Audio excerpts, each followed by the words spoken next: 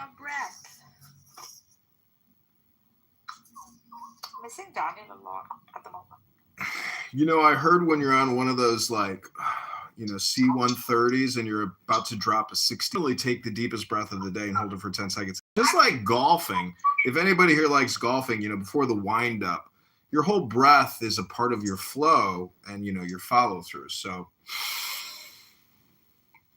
it's all about rotation, and you could call that torque. It's a little bit like spinning a menorah. It creates centrifugal force. You don't spin a menorah, you spin a dreidel, you fake Jew. That's anti-Semitic. Rabbonu Shalom. A dreidel is actually just a very advanced craps game. You don't even need the craps table when you have a spinning, gimbal. Some people think when you spin the dreidel, you spin it. In reality, you might be spinning the world. The dreidel spins soul. Oh my gosh! Rabbi, you've taught me some type of Torah today. I never heard it put that way. That's fucking hilarious. Holy shit, Rabbi dropping gems right there. You'd have to dig deep inside to get that one. Where'd you hear that one, Rabbi? I just came up with it on the Wow! Holy cow, that's a crazy inversion. I've never heard that. That's genius. I can't wait to tell somebody that. I actually have some gold, I have gold ones, yeah. Have you ever seen the gold ones with rubies, emeralds? Oh, they're so beautiful. Because just like the dreidel. Jewish jewelry. I got it at a Christie's auction for $4,200,000. Shut the fuck up, you Rabbonu Shalom. I just got back from the Christie's auction in Manhattan. I had to change the title. Rabbonu Shalom. Why do non-Trinitarians want to use rabbi sources? Hello? Because I'm smarter than them. Because I don't know how to just spell like the rabbinical. I don't know how to spell rabbinical sources. That's because you don't. I think that's a good one because I don't even want to know how to spell rabbi or rabbinical shit. Who gives a fuck if I spell it wrong? Hello? Hello? Because just like the dreidel, either the world spins the truth or the truth spins the world.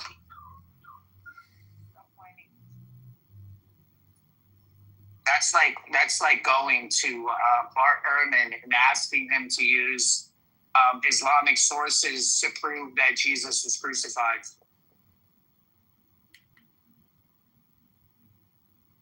Let's go, my love. Get up, mama. Let's go. You hear that, Mikhail? That's how you take care of your dog. Yeah, it's like I can't wait for statistical analysis of these conversations in these rooms and how much of this, when they start being like X and realize, sorry, man, statistically, the numbers don't lie. I'm going to start Jewing people, just like what I do with the Jews and the DNA. Mm-hmm. I'm sorry, with the BHI and the DNA, Afrocentrists and the DNA, numbers don't lie. Do you think they say numbers don't lie, and then they say angels don't lie? Is there a connection that happens there in the brain? Just saying.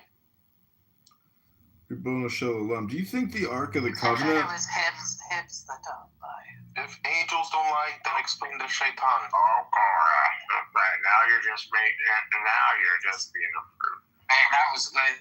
That was good, boy. I like that one. You could use that one on me anytime you want. Damn. If angels don't lie, explain the shaitan, Michael. Shaitan is not an angel, Rabbi. Oh, I'm sorry, Sheikh.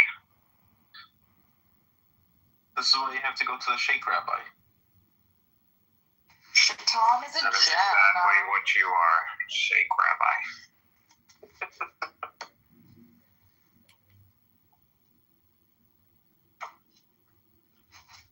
So did you know that Shaitan is a jinn? And from the Quranic lens, he's not an angel? Sheikh Rabbi? Well, from previous sources, he was an angel. And if angels don't lie, then why did Adam get kicked out of the garden? What do you mean? Expand? Oh.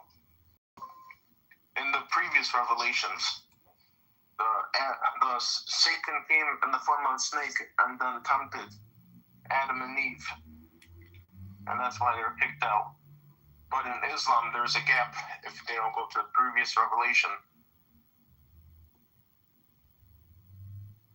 Is this like a genuine point? Do you feel like this is a strong point? Well, I mean, it's one thing unless a Muslim person can explain it, because you have messaged me in the background, so it's like one of the first times you've messaged me, and like I actually prefer those kind of conversations. Yeah, we can have one like that. Wow, Rabbanu Shalom. Meeting of the minds. Meanwhile, here I just bought and sold 100 dreidels. Rabbanu Shalom. The miracle of the dreidel. Now I'm spinning you guys. I got a dreidel on my phone. I'm spinning my phone and the earth at the same time with my dreidel. So then, in the footsteps of the prophets, we said, let me just go with it in Arabic.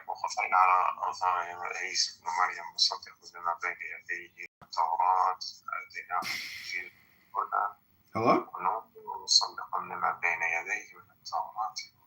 What's happening here? Hello? He say did he say Yabina Yadayni?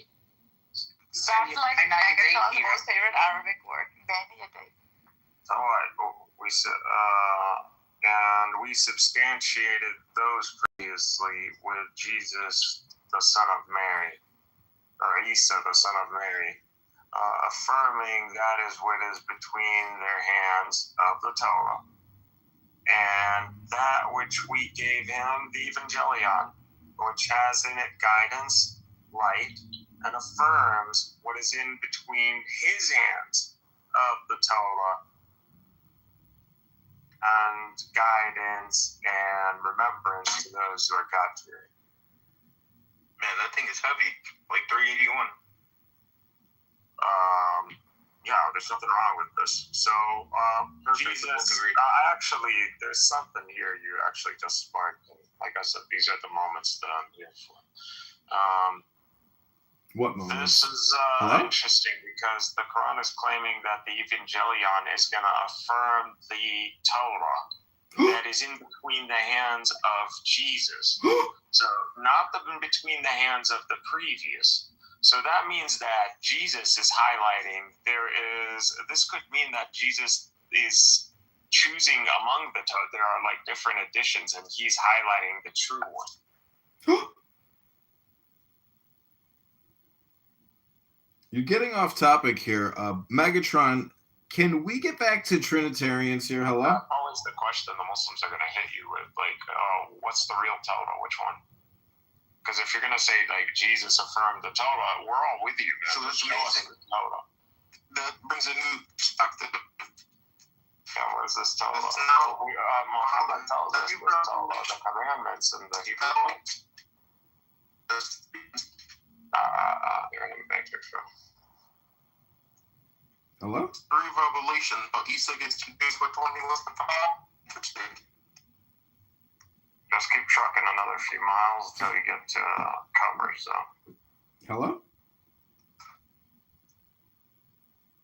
So, Mikhail, I'm trying to compress and summarize what you just said. I mean, basically, you put all three religions into one. Is that what real Trinitarians are? Is that what the Freemasons do and why they actually take communion with Muslims? Hello? Those Freemasons, they're just ridiculing the religions, or they believe in these religions to be some sort of like human remembrance. So they believe in like doomsday theory. They have the explanations of these like there's all these different orders too. You gotta go figure out which order. They all got their special. Just because they share like they're all wearing football gear and football jerseys doesn't mean they're all on the same team. They're all playing football though. Hello?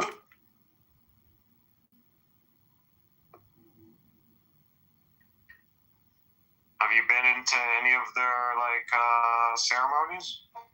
Yeah, like a funeral, like something serious? I went to nothing serious. I went to a Blue Lodge in Manhattan Beach, and I watched like an awards ceremony, and then I ate soup with them, and the soup was mushroom soup, and it was so bad, and like it was so unedible. I said, how can they actually serve just food which is so bad? Like, you know what? If they can't even get their soup right, like, fuck it, I'm out of here. Yeah, so there's this creepy moment. I was hanging out with these people, neighbors or, very close people. They're black, but they're high black. They're not, low black. Older. Wait, are they? I'm sorry, I gotta clarify. Are they African though? Are they from Africa? No, they're African American. But they have, I don't know. A woman has white ancestry as well, so there's something going on there. Anyways, I don't ask too many questions. They're black.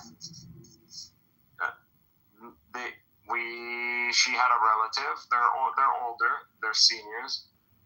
I met him. He's into this stuff. It's basically Black Hebrew Israelite stuff. Next week he's dead. When I'm talking, man, you don't have to keep saying hello, bro. I'm sorry, I have a hearing problem. I'm a Service Connect disabled veteran. Hello? Well, dude, they pay you for that shit. Like, what do you... Or was that how you managed to sit on here all day long? Because I thought if you had to fix laptops, you'd be picking through a fucking laptop. Maybe like cleaning it, taking a dog for a walk. Hello? Sorry, I'm over here buying dreidels. Hello? Listen, Mikhail, it's just called the book club, dude. If we want to read poetry to each other... something with you, but you don't want to hear it, so fuck you. Oh, shit. Well, sorry I missed out on that illuminating little tidbit. I'm sure it would have enlightened me even more. Hello? Is hello how you say, like, applause or reaction? Like, I think you're thinking yourself too much Joker, bro. Like, you're not the Joker. It's just, something funny to say. It's kind of like, it's a hypnosis statement. It's basically a signaling thing that, African Americans do here on this app. I don't know if you know that is what the joke is that's what African Americans say. Hello? Okay, thanks. You never been in a black room on here and you hear people say, hello? Just can't believe it.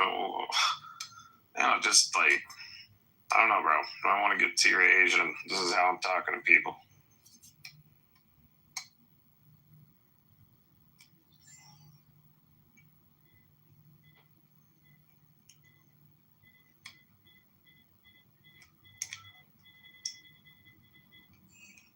How do you open these things?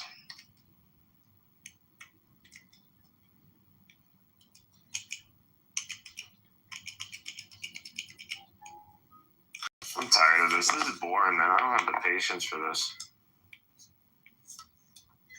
And this is a Nintendo Wii, bro. Portable, these?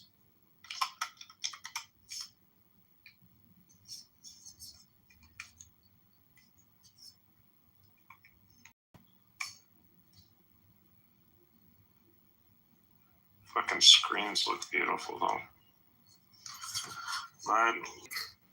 And, all I got to say is you guys talk about so many things, but you guys never talk about Rabbi Elimelech. And, he's the real Mashiach. And unfortunately, it's also Menachem Schneerson and other great sages and prophets of the Jewish faith. And so until you guys accept Hebrew, the Hebrews, actually, I got to go make some coffee. That reminds me. I'll be right back. I'm going to go Hebrew some coffee. Word to God, these people got no substance whatsoever. Oh, wait, hold on. I just picked up a mirror. Bing! Reflection of your projection. Bing.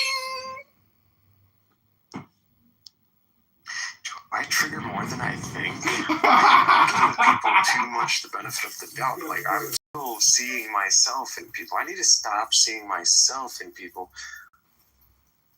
So, more like Pharaoh.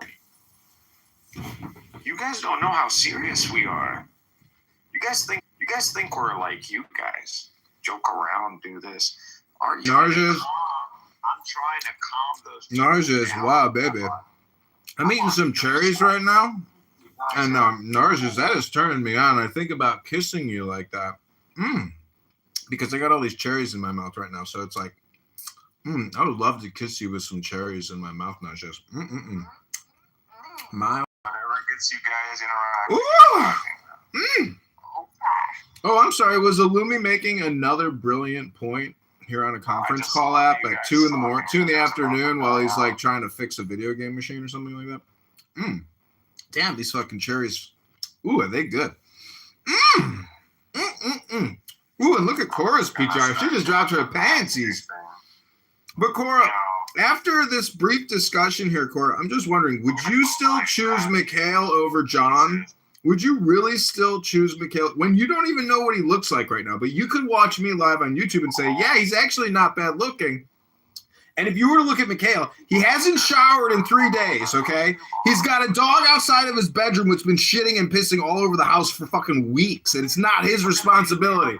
He's on here talking all night long about all kinds of bullshit, delusionally going schizophrenically about every topic under the fucking sun. And you're going to choose Mikhail over John Kitover, who's going to the gym and went to the gym yesterday and the day before and took a big hot bath with some fucking, fragrance. I'm smelling great, Cora. I'm looking great.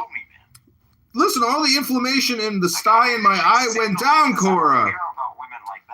The sty in my eye is gone, Cora. I'm looking like $1 million again, baby. You guys think I'm cock blocking? No, bro. Here, I'll. We think you're gay. You guys can. I'm not cock blocking now. Y'all good. I don't think you're cock blocking. I'm just making fun of you, bro. I'm roasting you a little bit. I'm having you for lunch, but I got to get to the gym. Pass me the coleslaw, and I'll take another half chicken. What's coleslaw again? I'm starting to think I should just auction off the first chance to touch my boobies. Like I should auction it off. Yeah. Wow. Cora, why aren't you doing Dude, how many people you got on here? Oh, you got to sign up and monetize your account. I'll send you some gold for those titties. There are people who would pay premium dollar just to watch the stitches on your boobies heal. Like, what are you doing? You got assets. He's got a point there. Depreciating assets. And this app is now fully monetized. You can actually get golden coins for those titties. That's really sucky. Yeah, put that X-ray up. Listen, if anybody wants to... It's still on my profile pictures if you want to see it. Yeah. I actually have a library collection of all Clubhouse super users. Daniel screenshotted that and it's uploaded somewhere in a file. Right number. That boobie is gone. That boobie is gone. Bye-bye. Oh, that boobie's gone, so that's just imagery. Okay, it's abstract now. I don't know if that's not making sense, but y'all got it. Okay. Yeah. There's what is that app? Fortune? Not Fortune. For fan. I got a good meme. I got a good Protestant meme. Protestant meme, guys. If Paul was alive today, he would be writing a letter to the Protestants.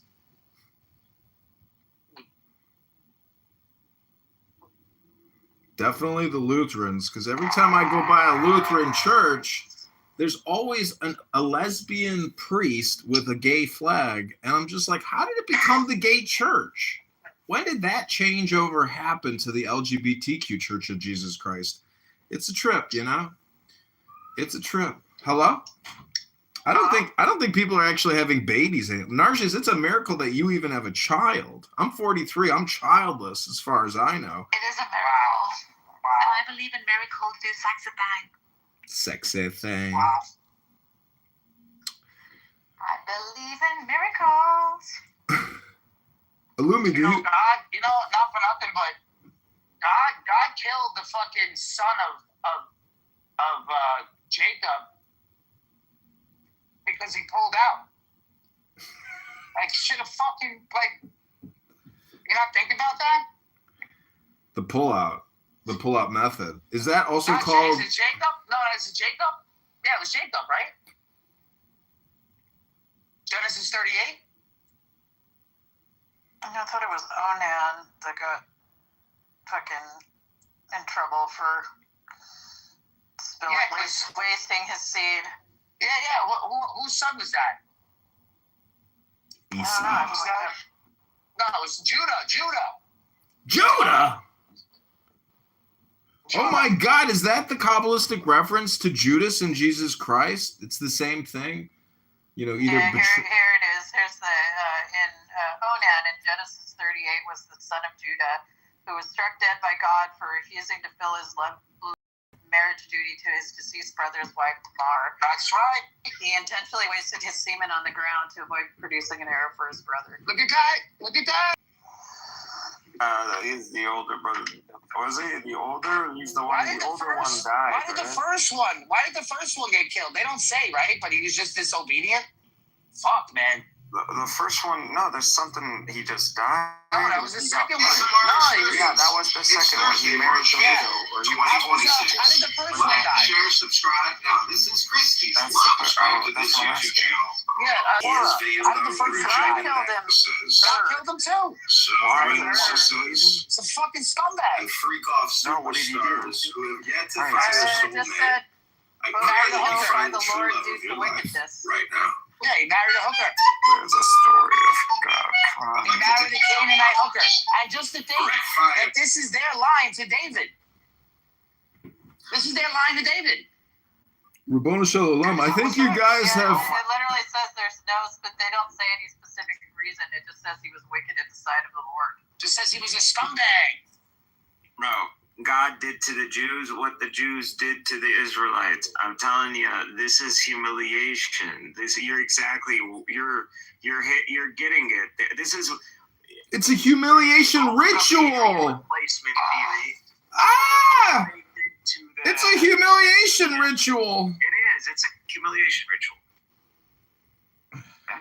You could call the barbecue party a humiliation ritual as well. Do you think this is a self roast? He's right. It's totally a humiliation ritual. Hello? And who are they humiliating? Judah. These Jews, going back to Judah, the Judea, and they're claiming authority over them. And why? Oh, we're the pure race. We're the pure race. And you guys are bad. Your ancestors, like we know better because we know our history. Dude, it's all humiliation. Don't listen to that. It's just a religious thing. Seriously, look at it. They literally did to them This is the not Aryan racial. theory, that whole This is Aryan not replacement theory. racial. This is a religious That shit's real, bro. This is There were sadistic motherfuckers in the ancient world, bro. thing. They were not all this stuff. There were very sadistic people like Pharaoh, for example. That's what Christ So vanquished. this is something I've always wanted to try, and it's supposed to look really cool. So I thought I'd see if I could catch it on camera. There's a Japanese patina technique called Niro that's supposed to turn copper a bright cherry red. I added a World War II era Japanese coin design to my EDC keychain collection, so I thought this one would be perfect to try it on. The reaction is supposed to be really fast. You start by adding borax to water. Once it starts boiling, you heat your copper right below melting point. Hold it there for about a minute and quench. Nothing happens for a couple seconds, and then the water erupts and a red color flashes into existence. The alloy you choose makes a big difference. This one here was pure copper and it produces a bright red color, while this one here was a copper alloy, so the color's closer to maroon. Polishing off the patina on the high spots creates this two-tone effect. For this one, I set a ruby cabochon in the center hole. I really like the way this one came out. If you're interested in any of these or my other vintage...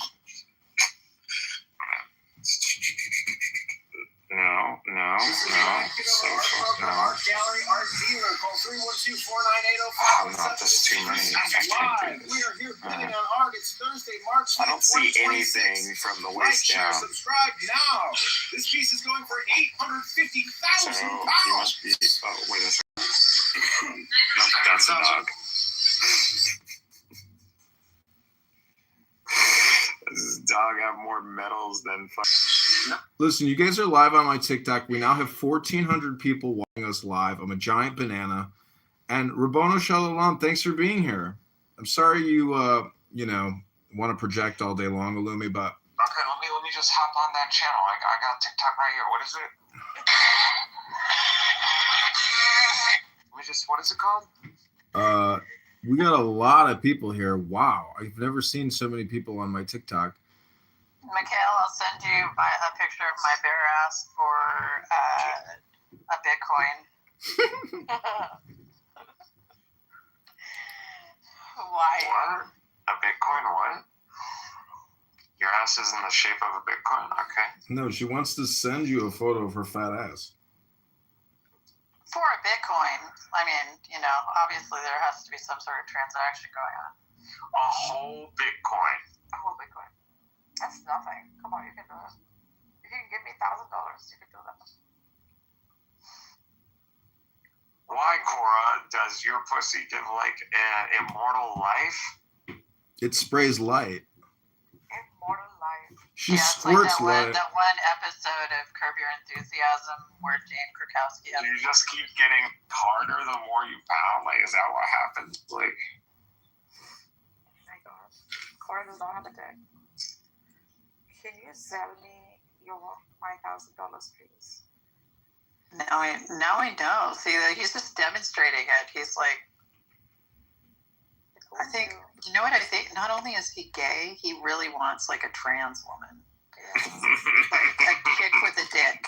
Like, I'm telling you guys. I actually enjoy breaking tougher women. Yeah.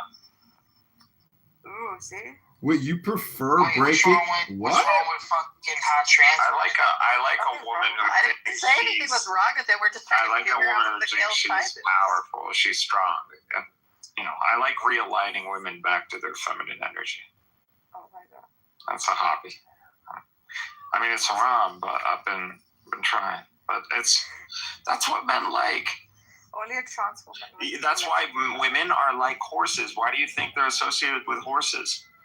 Men like to break horses. Mikhail. Men like to break women. Mikhail.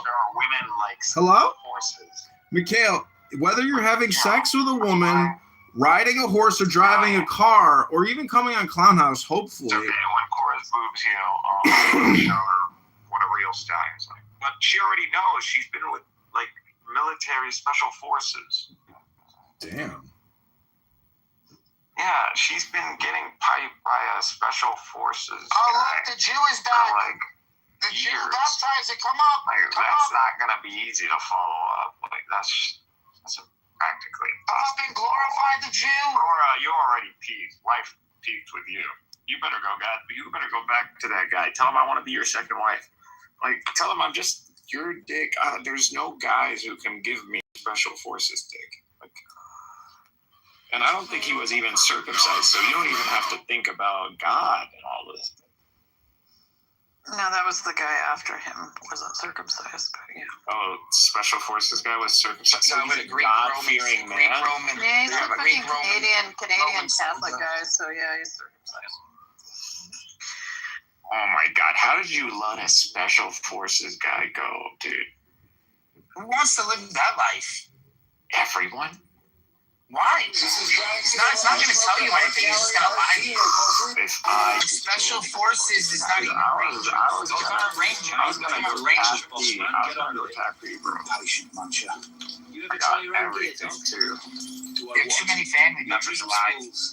I was like, no, I'm not doing tactics. I'm not sending people to I got a picture of him fishing in Saddam Hussein's private bass pond. What? Dude, you have G.I. Joe and let G.I. Joe go. Yeah? Listen, Lumi, is it possible that I can invite Rabbi up and you guys not get into a fucking screaming match? Can we have a nice conversation for God's sake? Who's Rabbi? What Rabbi? No. Baptizer? Ribono Shalom. We don't have an issue. Just don't. No one can. I'm gonna invite him up because you guys always get into some sort of screaming match. He always insults me. I love you. You gotta take the end. He's like. No, bro. No. Not from a side. No. Oh, now you're a person. Now he's against the Zionists again. Yeah, he knows and I know, dude. You guys. This is. You were just praising. No, bro.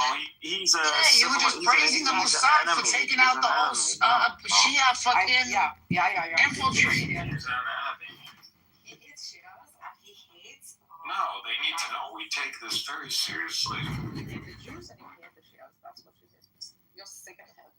No, we're not gonna sit here and pretend. No, just don't pretend. Which V is Now there is respectful dialogue. There's coherent dialogue, but there's no. I don't have to give him any grace. But like I said, we're not crucifying anybody here. We're not doing any inquisition. Point of order, moderator, point of order. Clubhouse has an exciting new feature called Golden Coins, coins in gold, and I've just purchased $1,000 worth of gold coins. So who here wants $100 worth of free gold coins? Hello? Nobody. No one wants coins. You don't want any gold coins here on Clownhouse? What's that? What are you running commercials for? Did you watch the Black Mirror? Like that woman who they had to like implant some sort of like hybrid, I don't know, biotech into her brain, and she was like receiving, and she had to give ads, and she lost her job. Are you that? Is that what's going on? She wasn't black. Lucy. That's not Lucy. No, it's a Black Mirror episode or movie. Yeah. And she's just like, they get out of the coverage zone. She turns off, like, because she got into an accident. She got in a coma.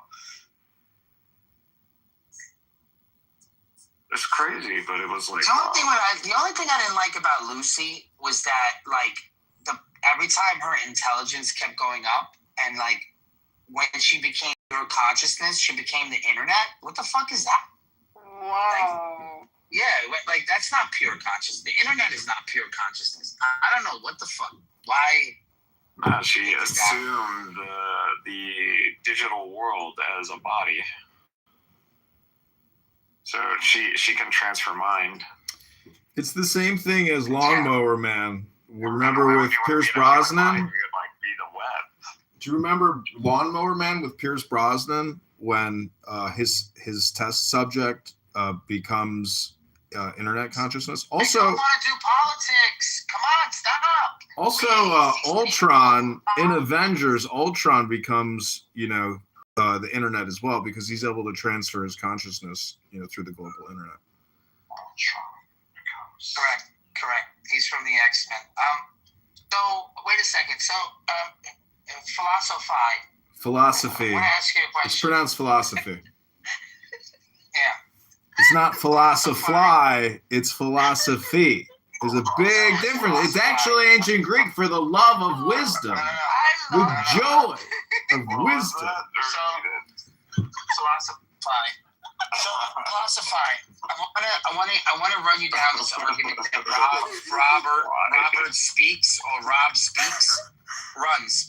Did you know that today? See, he doesn't believe that God is a disembodied mind, right? He says that God is not a disembodied mind, and we can't prove that. But I asked him about evil, and he thinks evil has ontology. So if evil has ontology, is evil not a disembodied mind? Also, make it make sense. Yeah, and also would that not be like two creators, for example? Because if evil has ontology and good is all good, and God is all good, then we have two gods. What the fuck? Both have ontology. Yeah. How does that make sense, Rob? Well, it's a little bit like a window. it's a little bit like a window in the house when you put down the shade to block the light, meaning that the essence of Kabbalah is manifestation of light or manipulating light. Light is actually what's creating the whole material world. So the whole thing is basically like being a potter or a creator, really. So this is why people are called the stars, and every man and every woman is a star, and they're all working in Hollywood creating. So you are creating here and synthesizing an experience. And that's really, if Sheikh was here, he would have told you that, I'm sure, that because I asked, what is a woman? And then I asked, what is a cell phone? And truly, they're both experiences, just like this room. Hello? Yeah, correct. So good and evil, very well said, would just be like experiences in the Eastern traditions, right? There isn't such a thing as good and evil. They're merely experiences that are subject to cause and effect. Therefore, the karmic cycle, which solves the freaking problem of evil. However, the Gnostics solved it too. And the Zoroastrians solved it too. Because they have evil entities that are ontological, right? So you can point back the evil to the source of evil, which is the lesser god. Similarly, in the Gnostic freaking paradigm. So, what Rob doesn't understand is that there are different paradigms and models of God. He wants to push only his particular God narrative or God model, which is, well, not that objective after all. We.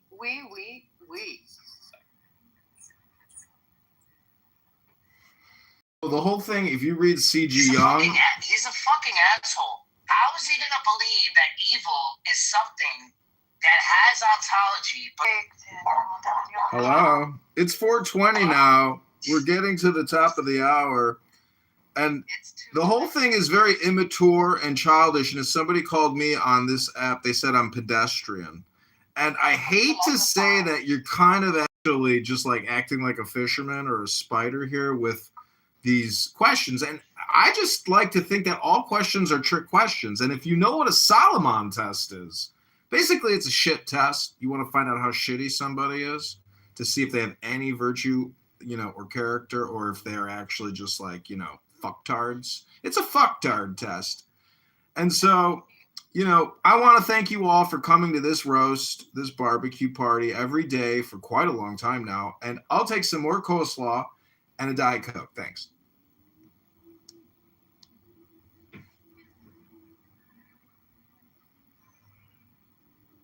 You see, the truth of the earth begins at your birth, and it's going to end at your death.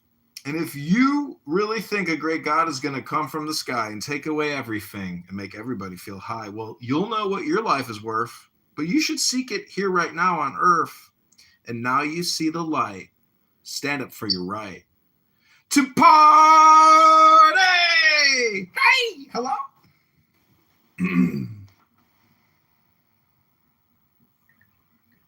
Party like a rock. Party like a rock star. Yeah, party the rock star. So basically the question is, how do rocks become alive? Hello? Eventually they do. Somehow rocks actually somehow become alive. The Quran points at it, that these two shall like give. It's just a joke, Narges. Don't you get it? Rocks and stars, stars and rocks. Anyways, ladies and gentlemen, I'm going for my afternoon walk through the park. I'm going to go enjoy some flowers and look at... Don't forget your wig. I got it. Don't worry. I'm bald. I can put on all kinds of different things on my head. I got no hair. But everything on the top of my head fell down to the front of my face. And I hope my pants fall down tonight. Hello? Hello. Hello? Hey, man. I wish you the best. I told her that I love you and I want to spoil you and I want to take you to dinner. And she says, she said, I'm from the Middle East and I've never had a man say he wants to take me to dinner and shopping. And she says, I'm very interested to know you. So, Rabbono Shalom. But don't forget, we only go shopping after we start dating. Shalom, baby. Talk about the rules of the shalom.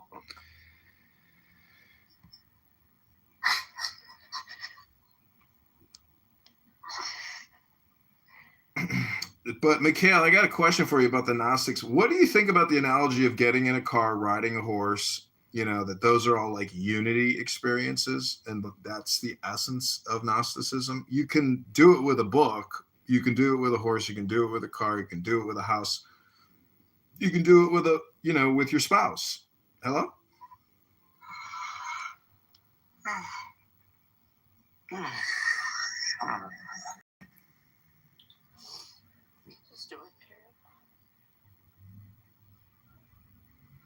Just do it. Do it. Do it. Country, our rights and our pursuits, but we could engage in the conversation of what's our responsibility, and more importantly, what's our mission?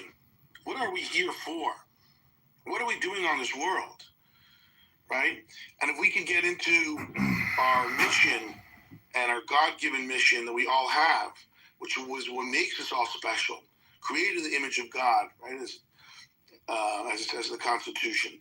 And with that, develop and understand the need that the higher power, the creator of this earth has for each of us, create us with intent. And with that creation that we've all been created and formed in the holy image, now we have the mission to uncover the good in this world.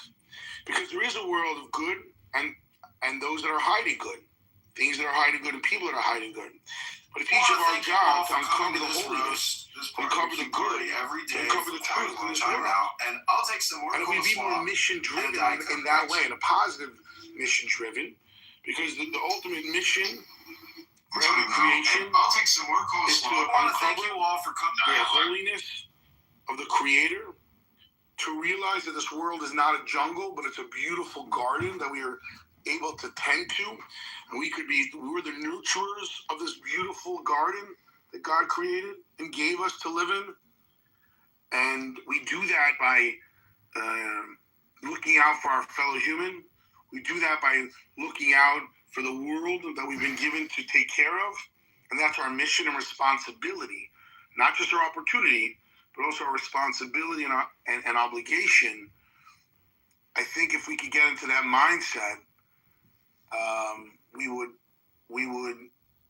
be able to shift the conversation when each person knows that they are created in the image of God and given a responsibility to tend to this world and make this world even more inhabitable. Well, Rabbi, I've only known you a very short period of time, but even in our phone conversation earlier, I noticed that you are the eternal optimist. And I got to tell you, from my perspective, because of the work I do professionally, we're dealing with a lot of doom and gloom, both domestically and globally, when reporting the news. But the one thing we always attempt to do, at least when I'm running things during my shift, is we look for positive stories. We call them kickers to end the newscast. There's a lot of really neat stuff going on in the world that sometimes gets obscured by the negative. So I think your point is well taken. Thank you. And to that point, the truth is, I know the news, fear gets people to watch the news. Fortunately, positivity, people don't watch that as much, so therefore the news cycle has an interest in keeping people glued to the screen or to the tweet or whatever it is, because that's what draws people and they're afraid. But the truth is, our world, we're living in an era better than any time in human history. And we should acknowledge that. And I would say, right, as per the big push, that is what the Messianic era is. And I know we have to talk about Messianic era because this is, what came out today. Messianic era is where you know why? Because the truth will be uncovered. And the truth is that there's a creator. There's a holy one operating this world. And in that space, there's no evil. There's just good. There's no jealousy. There's no war. So we're driving to the world is heading towards that direction. The world, there's a website, Our World in Data, that shows how we are living a better quality of life than the Queen of England in the early 1800s. We're living a better quality of life, every one of us here in this great country of America, than the Queen of England in the early 1800s. Is that crazy? Are we not driving towards a better reality? You know, what's really kind of interesting is you listen to this rabbi speak, well, contrast that to what Hans Owen says, why the Chabad movement is dangerous. It doesn't sound too dangerous to me, that message. We have another Chabad rabbi who, unlike you, Rabbi Wilhelm, Rabbi Litvin is no stranger to social media. He's an old hand at it. And Rabbi, you're very much aware that this kind of hatred has been promulgated on social media for a long, long time now. But when you hear people with as huge a platform as these two, does it even shock you?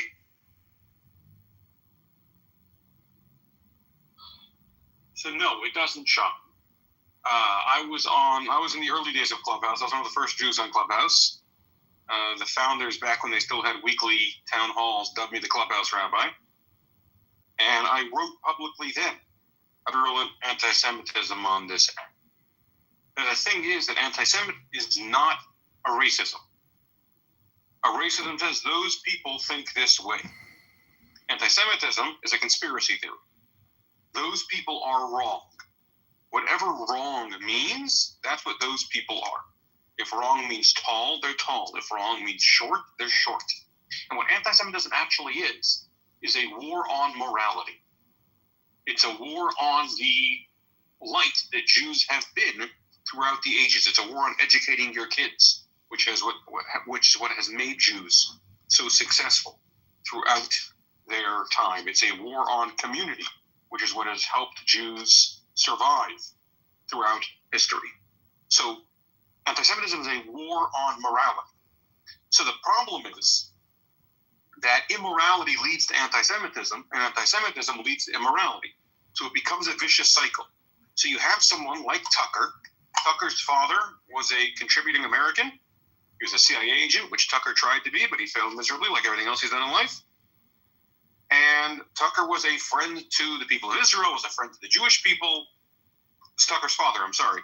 And when Tucker started off in media, when he found success, I mean, he had some crazy ideas, but he wasn't the demon he is today. How that came about is after he was exposed as having knowingly lied on a newscast, and he was fired from his job as a result, and the company he worked for was sued for billions of dollars, he had no place in polite society. The people who would follow him were people who didn't mind the lies, people who are immoral. Those immoral people, by and large, are anti-Semitic. And so he found a new fan base in anti-Semitism. But nothing he is saying is new. He accuses the Jews of being behind the war, as they accuse Jews of being behind World War II, as they accuse Jews of being behind World War I, and Napoleon's War, and the Greek Wars, and the every other war in this. 9/11. When he said everything. Napoleonic Wars. They absolutely accuse the Jews of being responsible for the Napoleonic Wars, yes. That's So wild. So, the interesting part is, why did he choose the word Chabad? He's not someone who acts within Jewish circles. Where did he know this word Chabad from?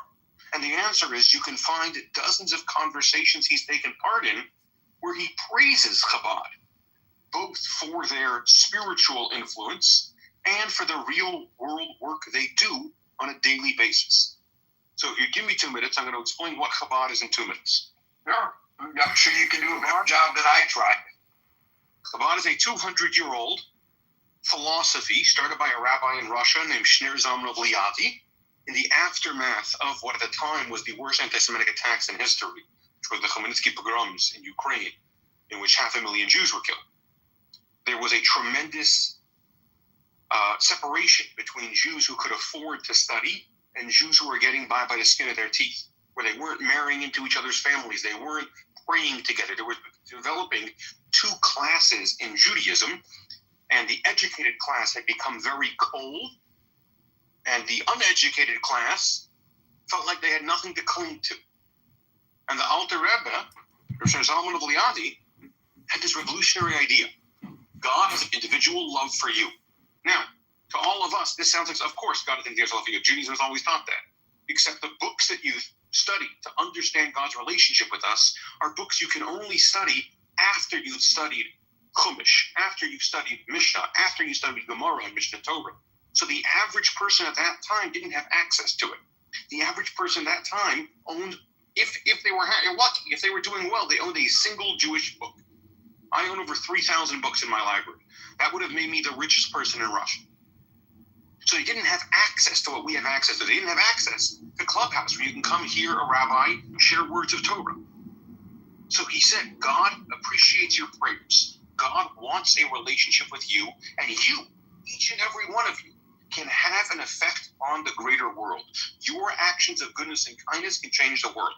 And he called this Chachma Bina Das, wisdom, knowledge, understanding, the quest to get to know God. So don't just do what God says. Don't just go to Shul on Shabbos and have matzah on Pesach and do all the rules, but get to know God. So Chachma Bina Das, Chabad, if you shorten it, becomes Chabad. Now, his grandson, who he raised, adopted his name as his last name. He took the name Schneerson. And that is how we have the Rebbe, Rabbi Nachman Schneerson, the seventh generation from the Alter Rebbe, who in America took this message and he expounded on it for a generation that was recovering not just from the Chmielnicki massacres, but from the Holocaust, the Farhud, the attempt by the Arabs to annihilate the Jews of Israel. You have to realize that when the Rebbe became Rebbe, it was in 1950. There were millions of Jews in Europe still living in DP camps. Jews couldn't return to their homes. Israel had just survived an attempted genocide, and they didn't know if they would survive the next one. The Arab armies were still saying we are going to drive the Jews into the sea. In America, many Jews called it the Treifa Medina, non-kosher country. The idea that you could keep Shabbos here or engage in Judaism in a thoughtful way was thought to be its keepers in our country. The average country club didn't allow Jews. There were signs on major clubs, no Jews, no dogs. The idea of Jews taking part in the American life, like now, was unheard of in America at that time. This is the America that, under a blood libel, tried to lynch a Jew in Atlanta. And lynched them. This is the America that in Manassas had a blood libel. A little girl went missing, and they arrested the town rabbi in New York State. In America, they arrested the town rabbi. A little girl is missing. Did you guys take her and kill her for matzah? What's funny is that when COVID started in 2020, there was only one person from that incident, that blood libel, still alive. It was a little girl because she had wandered into the woods. And by the time she wandered back out of the woods 2 days later, they'd already arrested the Jewish community here in America. So that's the America that the Rebbe accepts the leadership in. And the Rebbe has this revolutionary idea. He says Judaism is going to be available everywhere. Now, we have the benefit of history to know he was right, but it's hard to explain how crazy that idea sounded to Jews in 1950. So how does that apply to what Tupper is doing today? So this Chabad organization, the Rebbe spread out first in North Africa to help the Sephardi community who was in deep disrepair, and then to the rest of the world. Today there are over 12,000 emissaries in countries all over the world, people like Rabbi Wilhelm, who are not only synagogues and Jewish schools and providing kosher and helping Jews put on tefillin like Hamas Ketzasalan doing, and all these other things, but also providing tremendous social services. The largest private drug rehab in California is run by Chabad. That 99% of their clientele are not Jewish. Here in Kentucky, we have something called Project Friendship that provides $5 million of brand new apparel to people in need every year. Far less than 1% of the clientele are Jewish. You have Kolel Chabad in Israel, which provides more meals than government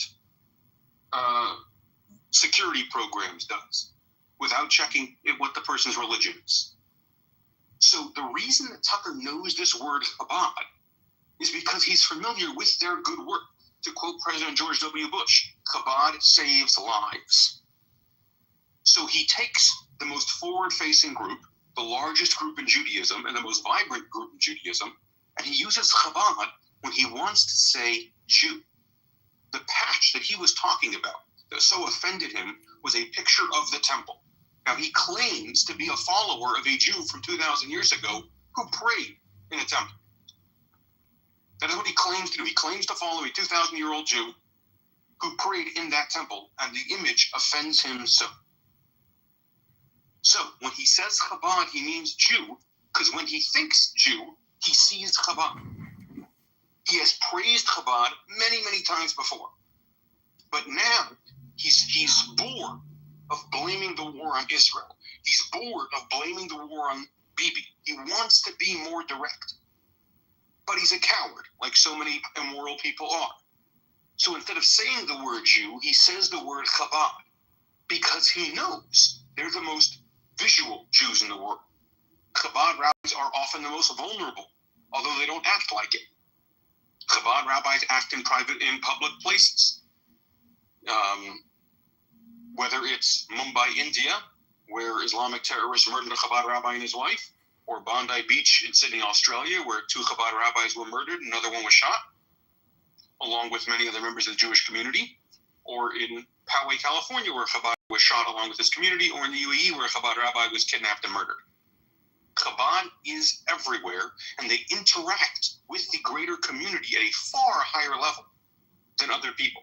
They have a far wider intellectual capacity to give to non-Jews. Non-Jews aren't interested in Judaism, but the intellectual philosophy of the Lubavitcher Rebbe has deeply affected America. It's affected American prisons. It's affected American safety net programs. It's affected American Department of Education, etc. So when Tucker says Chabad, he means Jew. When Tucker wants to go to war with Jews and he's tired of hiding it behind Israel, and again, he is doing so because his followers are immoral. He is doing so knowing it is immoral, knowing it is a lie. There's no knowledge of what he's saying. So this is the part right there, Rabbi, that really disturbs me, and thank you for that. I think that really puts it in perspective, not only in terms of educating people who don't know what Chabad is, but in putting into perspective what the motivation is of a guy like Tucker Carlson. But you just said, in my opinion anyway, the most important part, and that is he knows exactly what he's doing. He knows he's ginned up his narrow-minded followers. I've heard people repeat as if, they are now educated. Many of the tropes that I've heard or read coming out of Tucker Carlson and Candace Owens, because they follow it. They feel that these are people of some kind of notoriety, and they parrot it. But then when challenged, they don't know how. I'm talking about intellectually challenged. I'm not talking about physically challenged. But when you try to politely engage with them, they have nowhere to go because they don't know what they're talking about. They're just repeating words that they have heard. I'm going to move on, but I want if you guys, the 2 rabbis and Mesquite, if you could stick around. And if anybody has any questions for them, please direct it to them. The trio is welcome to jump in anytime any of you want.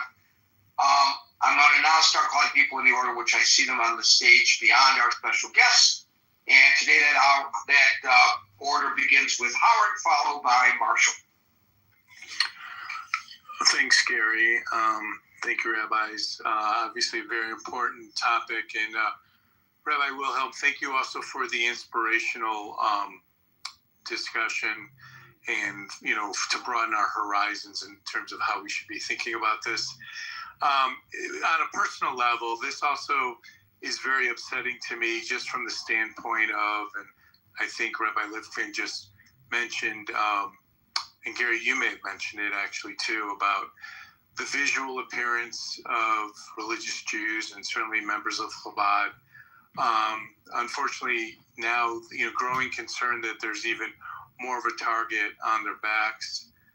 And on a personal level, I do know Rabbi Yisrael Goldstein of the Chabad of Poway, who fortunately survived an attack in his synagogue that unfortunately claimed one of his congregants, Lori Kay, who also I knew and know her husband Howard fairly well. But we did live in San Diego for 3 years before we came to Phoenix. And even as we were making the transition for professional reasons, we were going through, someone in our family had a very significant health issue.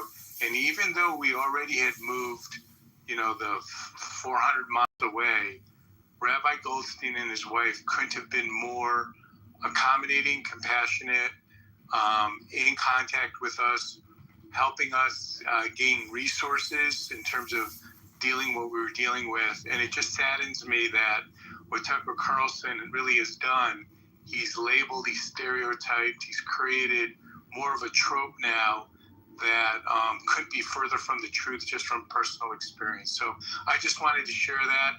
It is upsetting, and there's really no justification of it.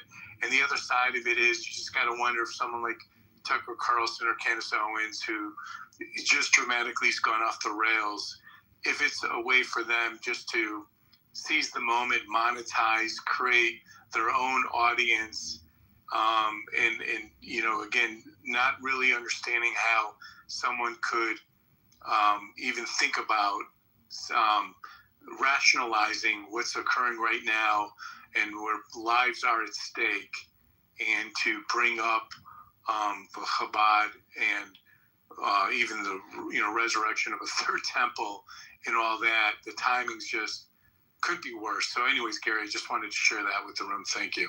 I would give them some space on what they're doing a little bit, if that were the case, if they're just looking for the likes on social media.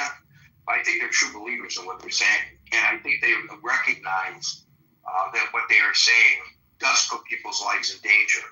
And as I said in my opening salvo, we have a responsibility to stop. All of us do, not just Shai as the moderator of this forum, but we all have the responsibility to stand up and stop that kind of stuff from occurring in whatever manner we can legally do so.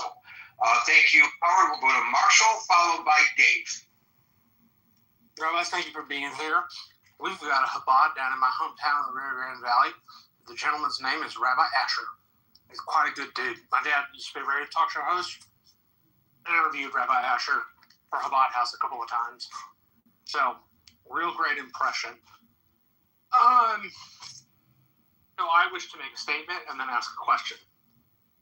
My statement would be, Tucker Carlson and Candace Owens seem to have gone off the deep end, and it just seems they don't like Jews. They're just looking for Jews to say why they don't like Jews. And that's never good. The question is, I heard it said by one of the speakers that Jews have had to worry about their safety. I know several of my friends have had to.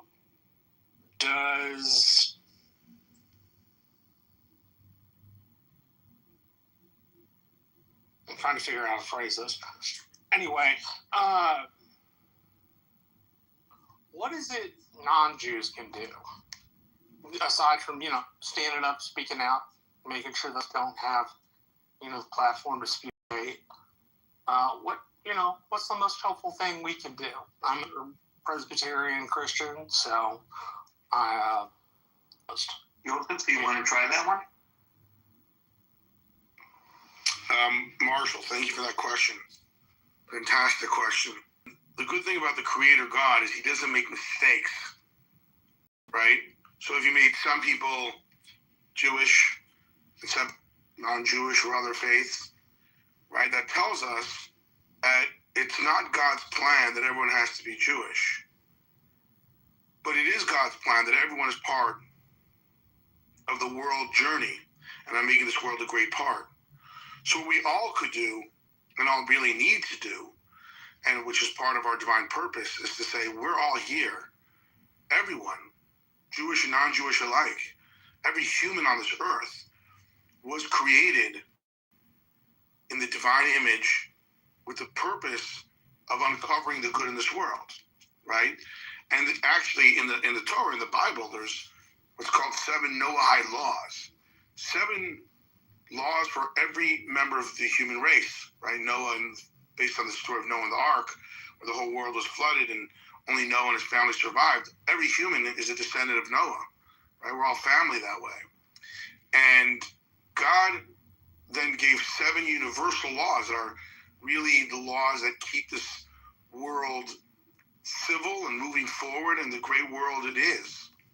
I'll just share them briefly, right? One is to acknowledge a greater power, right? There's something greater than me, and not to curse the greater power. Not to murder, not to steal, not commit adultery, not to have animal cruelty, and then to have a court system to enforce the above laws. So, a lot of us would say, well, yeah, that's human decency, but knowing and then implanting in ourselves and our children and really the whole world that there is a right and wrong. There is a right and wrong. And call out the wrong when it's wrong and live the right, because that's what we're here to do. That's really what it is.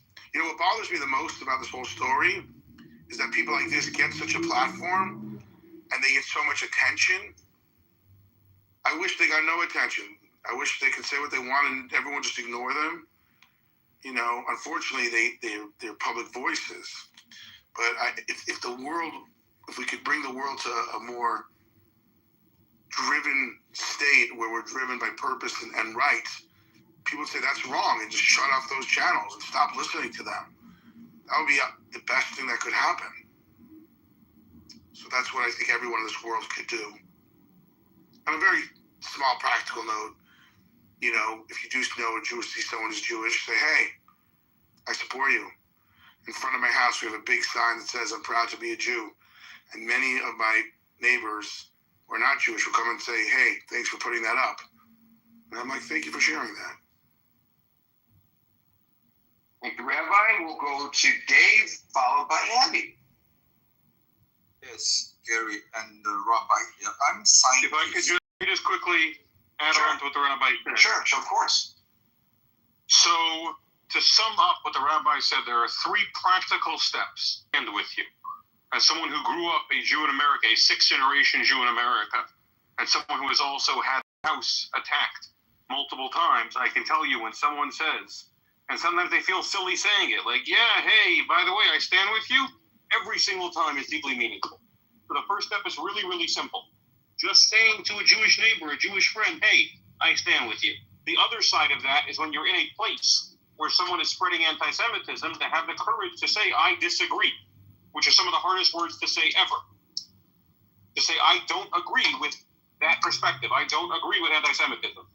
The second step is morality, what the 7 Noahide laws create. Because, as we said, anti-Semitism is immorality in practice. In a moral society, anti-Semitism cannot function. So by living a moral life, you are fighting anti-Semitism, just by the nature of living a moral life. Because where there's morality, anti-Semitism cannot survive.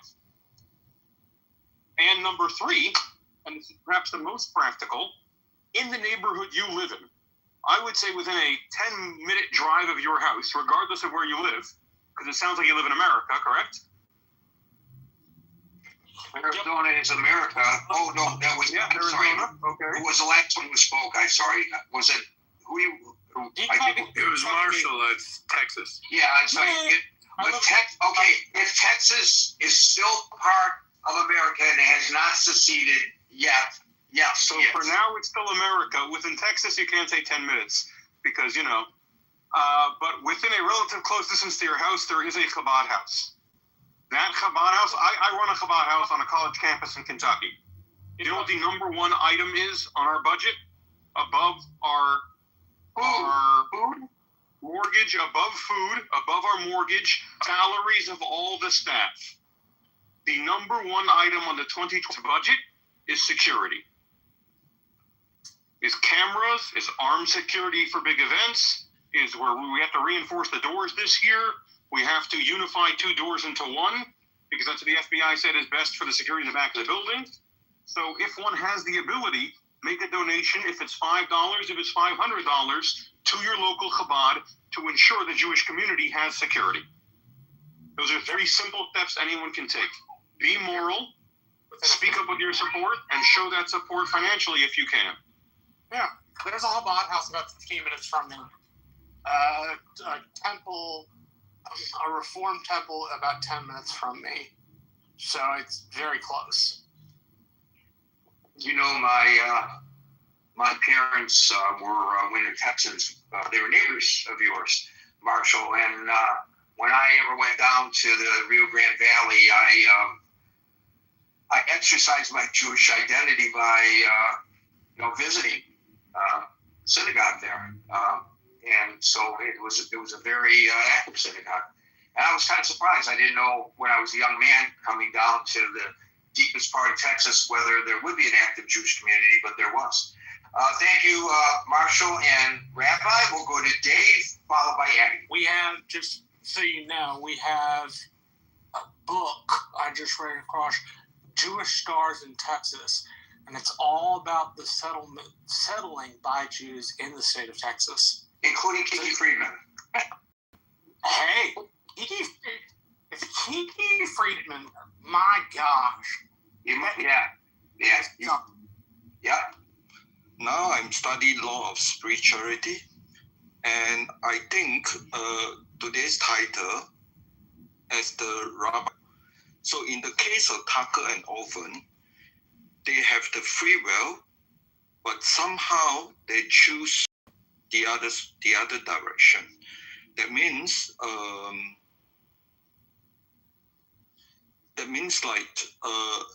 the other law I understand is in Exodus. God hardens the Pharaoh's heart.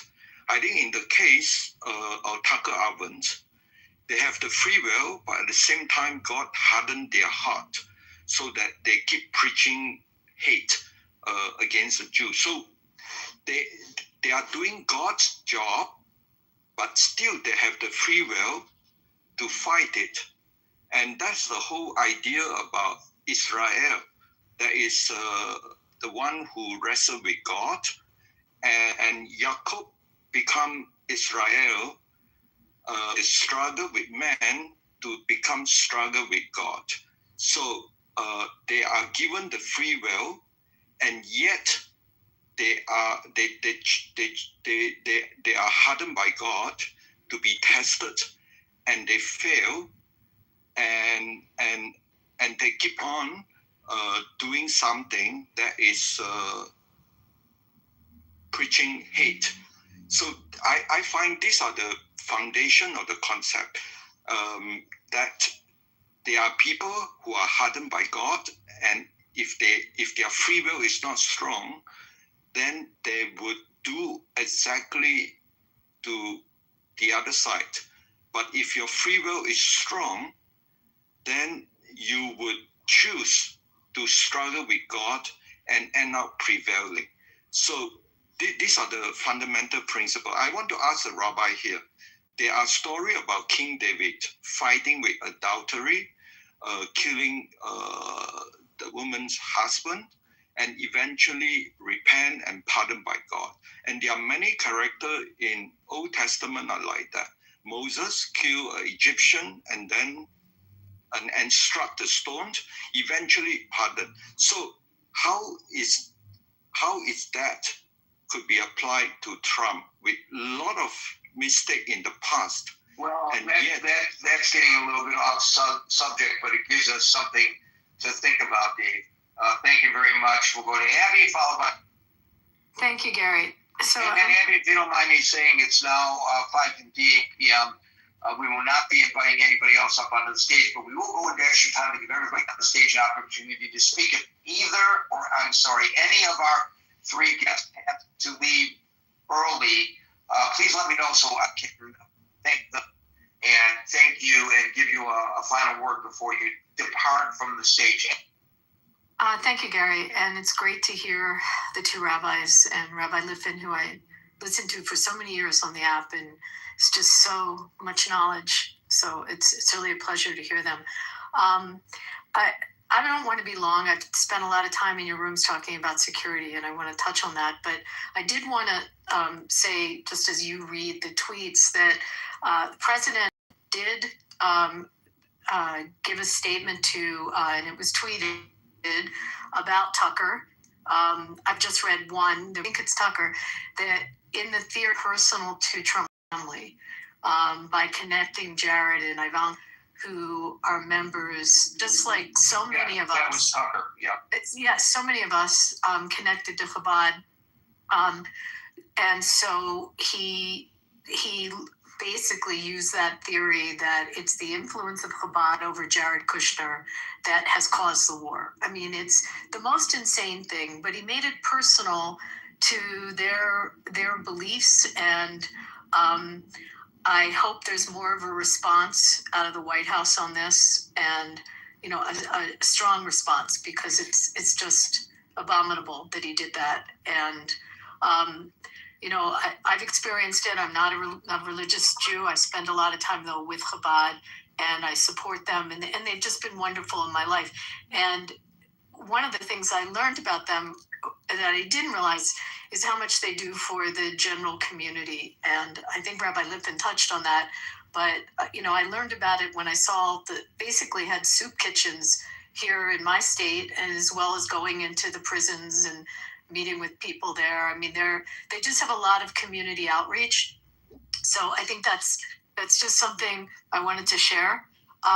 The other thing is, as I work in security and dealing with the community, my phone lit up this morning beyond. It just lit up. I mean, everybody's responding to it, and a lot of fear. The calls were about people that either are connected to Chabad or just generally people in the Jewish community, very fearful of what's going to happen. And this dog whistle. And if this dog whistle, and sorry, my dog is barking as I said the word dog. If this is going to waken up, as we look at the cells we're worried about with the Iranian issue, if this will wake up that very evil, that, as a friend of mine quotes, anti-Semitism is a very light sleeper. It can be woken up very easily. And that's I can't begin to tell you just the reaction today from across the board, at least in my state. And we're taking measures. I mean, I immediately called the main Chabad houses here. I know that they have usually 2 to 3 armed guards in front. Our local Metropolitan Police is ramping up their security right now, and everyone's just scared to death of this. It's to have them named in it. I think to answer the question that was asked on what people can do, when communities get attacked, and our federal government looked at this, and as communities that we have, whether it's the Asian community that had it during COVID, the Black community, the Hispanic community, our federal government created a security system. It's not perfect. Can you hear me okay? Sorry. It's not a perfect system.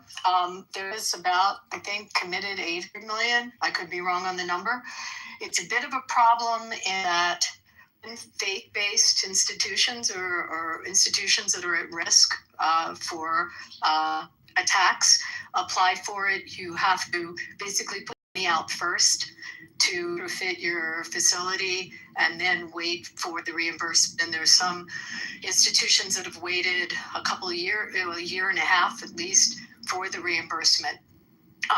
But our Congress has seen this as it's affected various communities. I mean, we saw a shooting at a Mormon church, and the Archdiocese is now, also preparing, and some of the grant requests for some of their facilities after they've had shooting. But one of the things you can do is talk to your members of Congress on a state level. Some states, there's 12 states that supply money for institutions that are at risk. in order, the money is for security. It's to target harden the facility. And you can, reach out to your state legislators, your governor's office, or your local, city council, just to make sure that right now we have the problem, and the problem's there. So to make sure there's security for it. I mean, to fix the problem is a much deeper conversation, and it sounds like you're having it. But what you can do is know that there are people, in our government that are aware of it and are trying to address it. And it's at a heightened level that,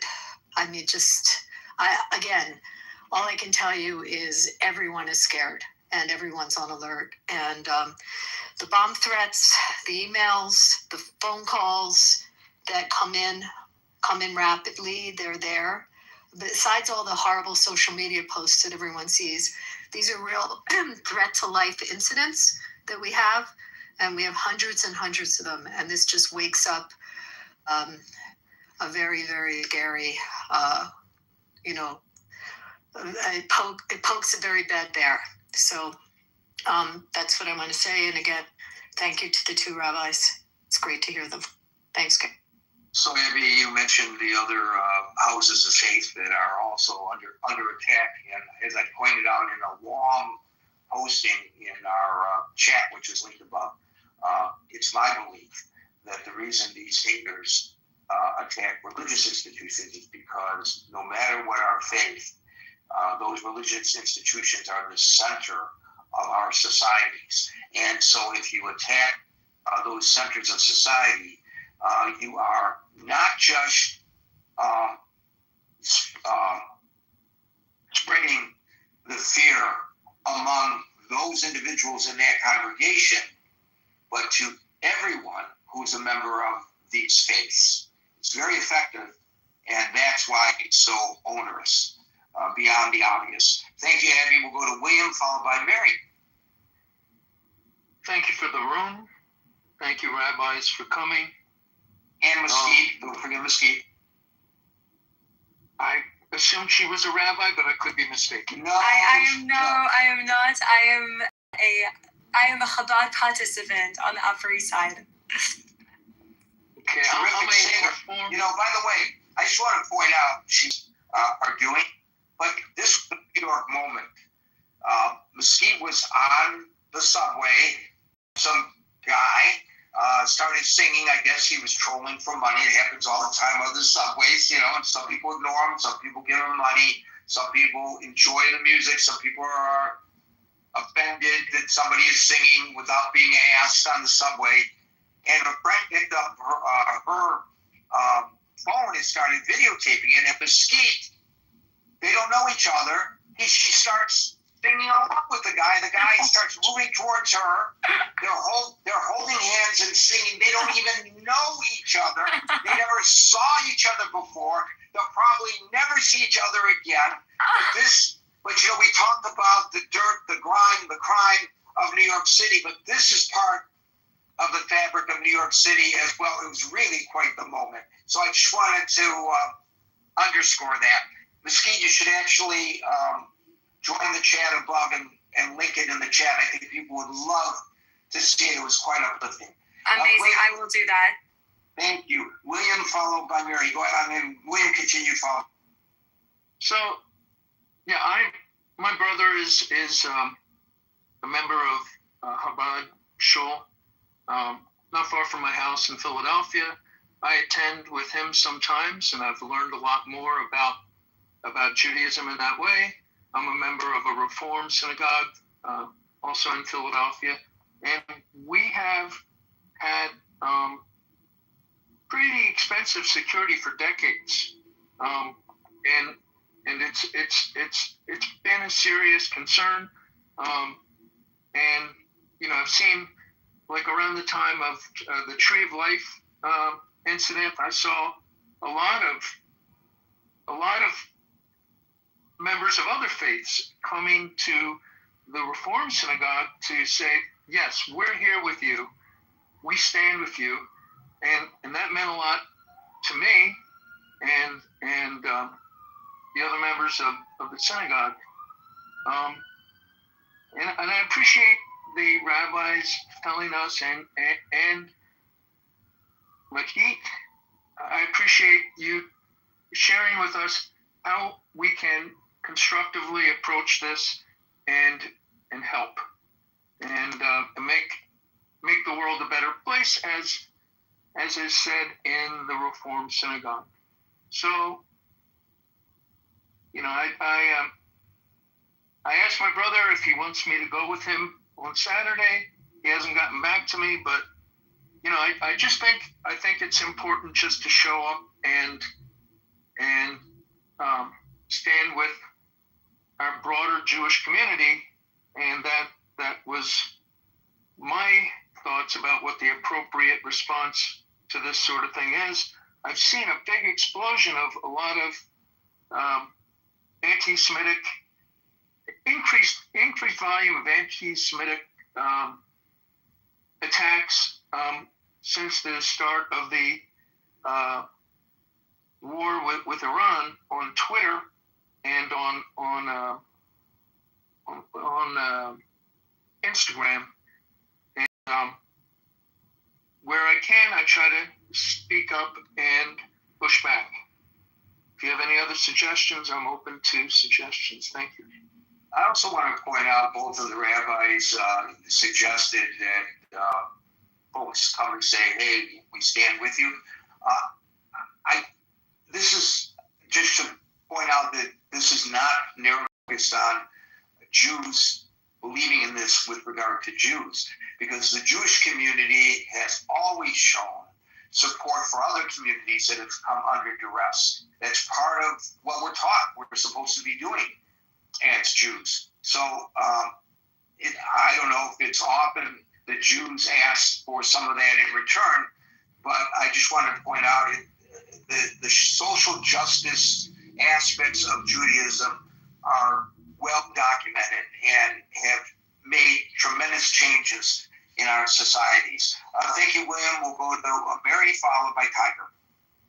Hello, everyone. Hello, Gary. Thank you for this amazing room. Thank you, rabbis, for this informative information. I learned a lot.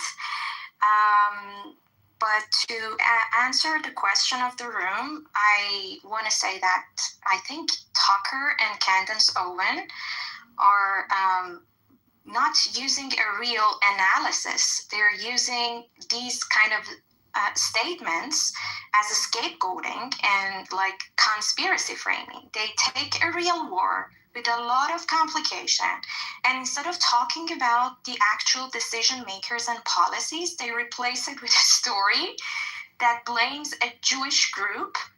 I think that's a classic conspiracy thinking, and I agree with you, Gary, that these people with this large platforms, when taking these kind of when they use these kind of statements and stories and conspiracies, I think it's very dangerous, because it's not only putting Jews in danger right now, as Rabbi explained it beautifully, how they use Chabad to basically target Jews.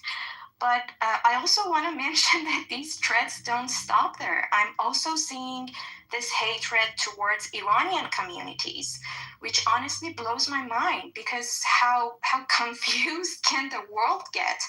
I've been in rooms on Clubhouse, like sharing what we Iranians have gone through and what my people went through, and how many Iranians see this rescue operation as their only hope to survive as a nation. And I get attacked. I've been called Mossad agent or Zionist just for speaking about Iranian pain. That's insane. And we will accept you, Mary, as a Zionist. It's okay. Don't worry about it.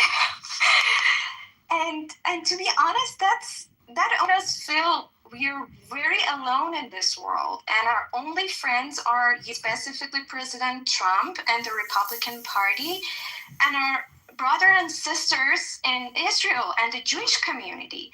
I wake up every day waiting for a call from my parents just to make sure that they're still alive.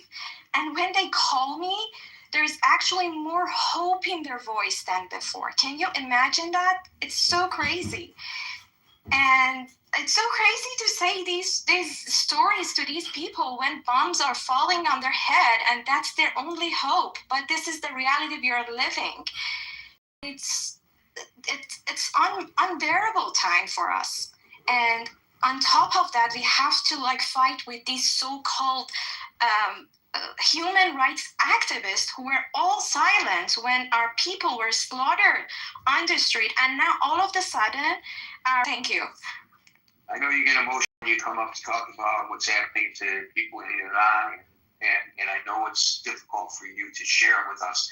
And as in the past, I want to thank you for doing so, Mary. You know, listening to Mary, the day may come when these Chabad rabbis here will thank Tucker Carlson for crediting them for freeing the Iranian people. Anyway, Tiger. Gary, just before Tiger, I thank you for having me. I'm going to have to step off. Talking about Iran, we are looking to open a Chabad position in Tehran. No, I'm kidding, but please God, one day, right? Please God, there is a Jewish community one day, so maybe someone wants to take on that role. Well, you know, there is a big, as you know, Jewish expat community, Iranian expat community. A lot of Jewish Persians here in the United States, mainly in Southern California, mainly at the Alon market. Don't tell people there's already an Iranian Chabad house. It's in Beverly Hills. Don't tell the Ayatollah. But there's already an entire Iranian Chabad house just in Beverly Hills. Well, now I know where to visit when I go to Southern California next time. I will visit that Chabad house. But I do know that community a little bit, the Persia community there a little bit. I want to, before he leaves, thank Rabbi Wilhelm. I have a feeling that Mesquite has put us together for a reason, and we will have opportunity to engage in the future, maybe just on a friendship basis even. I'm looking forward. Thank you all. This was a very interesting journey to go on.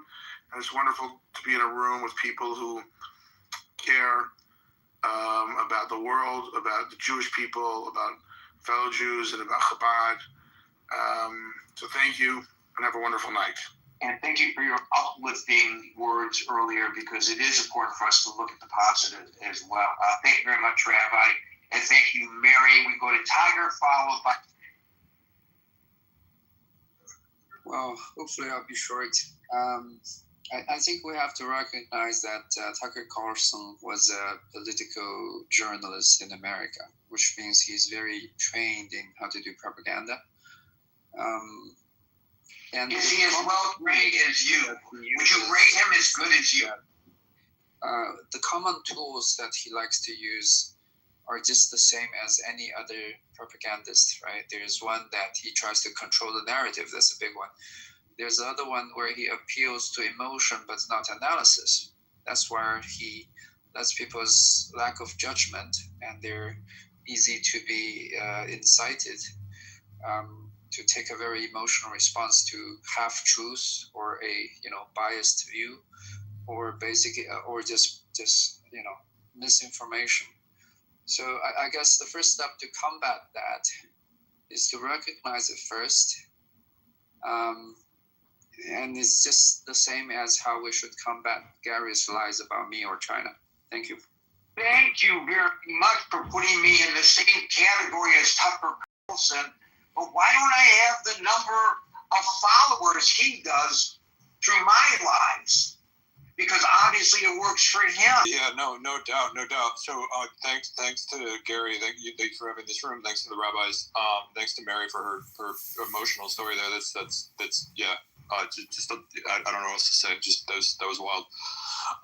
I ironically want to piggyback something that Tiger was saying, but not with the BS. I do think it's important to appreciate what it is that Tucker and people like Tucker and Candace are bringing to the table. Tiger mentioned the half truths. I think they do. They specialize in half truths. I think it's really, really frustrating for anybody involved in the American political system to watch what they do, because outside of their little bubbles, those views are not going to function on their own, right? So, and I could call out on both sides of whatever. That's not what this is about. Is Tucker and Candace both function within the conservative, or on the fringe of the conservative movement. They have to have the conservative movement, otherwise their ideas die completely on the vine. So they have to hijack those movements, and I think that's something really, really, really important to make note of. Is that their ideas are just so bad that they have to go on to something else. I think the other important thing to acknowledge about in order to defeat their bad ideas is recognizing and calling out the fact that most of what they're saying is unfalsifiable, right? Like, and you see this with a lot of this stuff with the Epstein, and trust me, there's a lot of stuff to do with Epstein that I have questions about. There really is. But a lot of the conspiracy theories behind Mossad with the killing of Charlie Kirk, which is something that Candace Owens is like, that's her big shtick right now, is the Jews are behind the killing of Charlie Kirk. Is as soon as you don't, and I've debated with these people before, as soon as you dig down and dig down and dig down, then it becomes a circular argument, which is either, I think even Mary said something about it in regards to like being called out and being called one of them, or being called a Jew, or being called associated with. They make these unfalsifiable. Yeah, she was called a Zionist as if that's a derogatory term, you know. Right. You Zionist. But it's again, it's like a lot of these people. They're using the same arguments and they're unfalsifiable. They just go in circles. So, I don't even bother. I think it's important to call them out. And I think that, look, I'll finish with this. Like Charlie Kirk, who is somebody who you can absolutely disagree with, and I have absolutely every degree of respect for people who disagree with what Charlie Kirk pushed. But one of the biggest things that he pushed was having the marketplace of free ideas. The marketplace of free ideas obviously does not mean the freedom from consequences, but the marketplace of free ideas also means calling out bad ideas. And Charlie Kirk did that, and I think that's the reason they're so willing to go after him now. Is because Charlie Kirk said, yes, look, you want to have good ideas that like absolutely bring those to the light. But I have no issue with shutting down ideas, with shutting down bad ideas. Like that's where I stand. So let's recognize first and foremost, it's not just as Andrew Tate, it's all of these pieces of human debris. Let's acknowledge the fact that there's a huge wide variety of the audience that want to listen to that stuff because they are half-truth. And it's important to recognize that they're half-truth, and it's important to call out the unfalsifiability of it. And again, Gary, I appreciate you calling this out, because this has like been such a thorn in my side when it comes to the far right and that kind of thing. Is like, as a more moderate person, it's infuriating. I mean, you literally had Nick Fuentes, who's in the same category as them, saying that his followers should now vote Democrat. And that's fine if you want to vote Democrat. But again, this is a guy who's trying to hijack a right-wing movement. So just to give you an idea of how far back around he's gone. So, but anyways, yeah, God bless to all, and again, appreciate you hosting these rooms, Gary. He may have bill more than he can chew if the president signs it.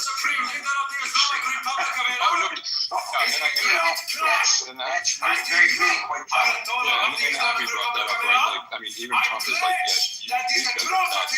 Thank you guys so much. I just have to step out, but this was such an interesting conversation. I really appreciate everyone's inputs.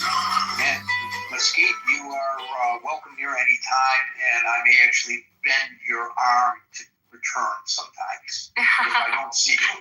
I know you're a very, very busy young lady, but anytime you can find to join us, everyone here would be appreciative.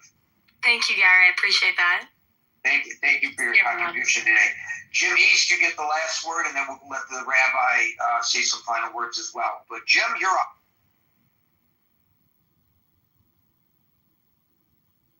Takes Jim a few seconds sometimes to find the microphone. So. Hey, 45th Ward, we are highlighting another local business today. Well, wait, Jim, you with us?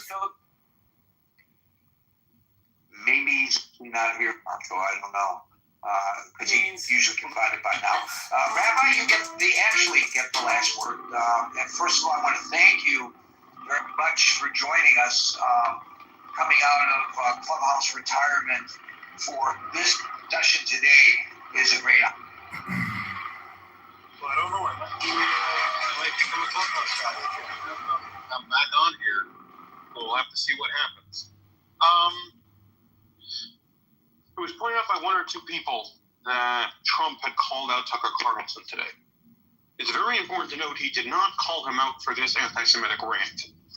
He called him out for undermining the American war effort in Iran.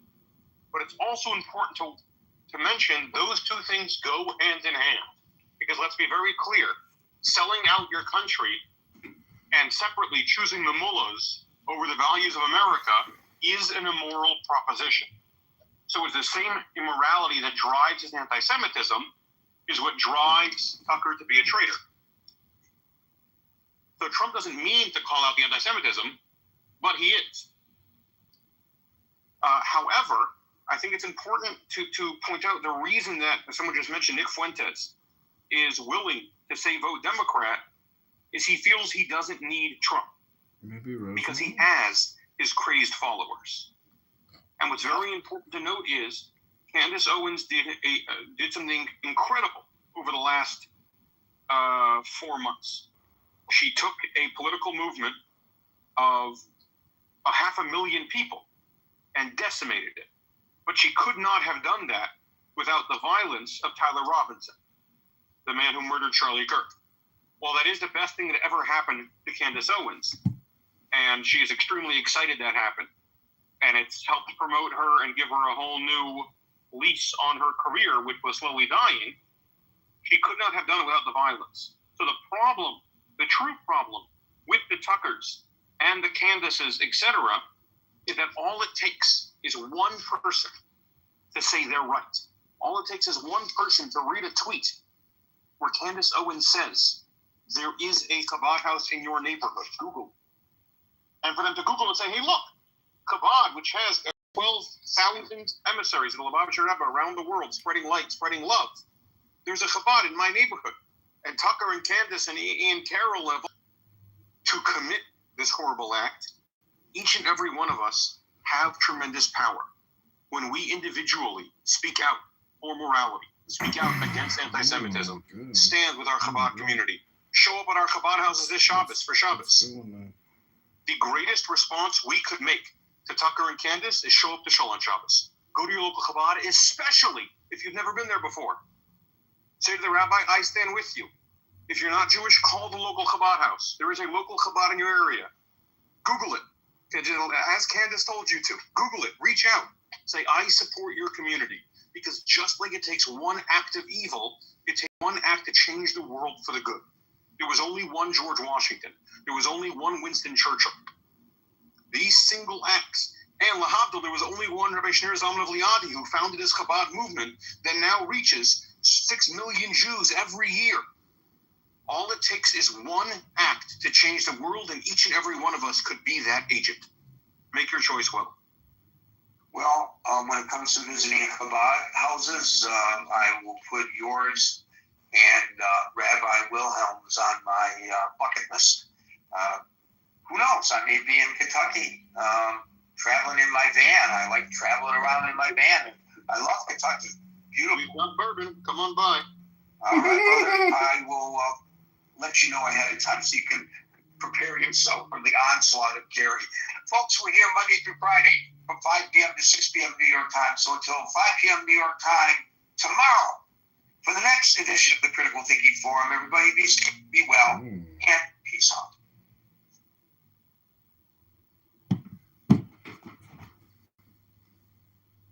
Conflict arises.